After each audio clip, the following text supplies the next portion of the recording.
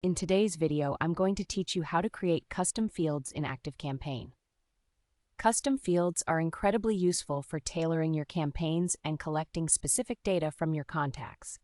If you find this useful, consider subscribing and liking the video. Let's dive right in.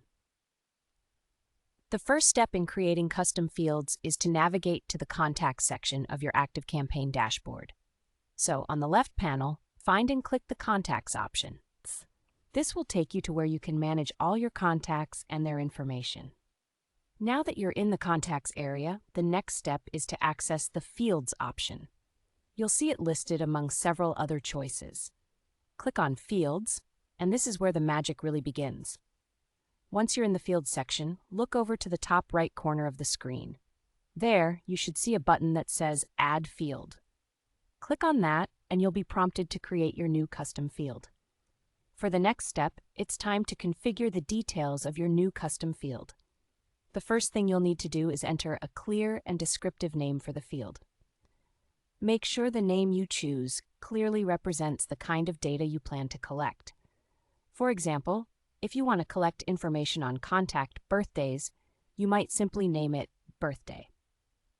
After you've got your name squared away, the next decision involves selecting the type of field that best fits your needs. ActiveCampaign offers various field types, and it's essential to choose wisely. You can opt for a text input if you're expecting a simple answer, or you might want to use drop-down options to give your contacts a choice between several predefined answers.